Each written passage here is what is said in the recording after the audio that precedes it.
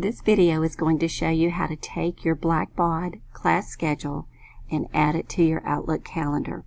Some of you need this on your main calendar so that others can add meetings for you, and others want to do this so it helps you stay organized and you're at the right spot at the right time. You can do it from My Day, Schedule and Performance. Go from the daily view to month view. And if you'll notice, if you advance into August and then September, you begin to see your class schedule pop up. If you take an iCal feed out of this area, the simplest way is to export the iCalendar data and simply import it into your Outlook calendar. However, any of these three feeds only give you 60 days of data. Most of us want to do this one time and forget about it because our class schedule is already set all the way through May 2019. If I go into my calendar, you can notice that there are many different things that you can take feeds from. Schedule is one of them, and it's highlighted in yellow. If I take an iCal feed from this area, it gives me 2 months prior and 12 months forward. I can go into my calendar, individual filter, and click on schedule. And this opens an internet calendar automatically in Outlook. If I advance to August and then into September, you can notice that my schedule is showing up in this calendar.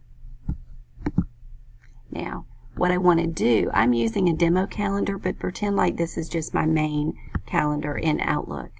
The easiest way to do this is to copy and paste the data from Blackbaud's calendar into your main calendar. I do this by going into View, List View, and I believe by default it's sorted by subject so that all the A's are first and then so on. Some people want to know what day of the week it is, whether it's an A day, a B day, a C day. If you are in that category, you can take every bit of the data that you exported from Blackbaud and copy it into your calendar. I am not so worried about whether it's an A day, B day, C day. I just want to know where I'm supposed to be, and so I can be there at the right time in the right place. The naming convention for our classes has changed a little bit, so it's pretty easy to see which ones are current year classes. If I click on the very first one, scroll down to the last one, hold Shift, and click again, it selects all of them. If I do Control-C to copy or right-click and copy, then I'm going to go to my demo calendar and Control-V to paste. So it brings all those digital film classes into my demo calendar. I can go back to my internet calendar, go and get the next class, and since I sorted it alphabetically, they're all in the same order together. Hold down Shift, select the last one, Control-C to copy, go into the demo calendar again, Control-V to paste.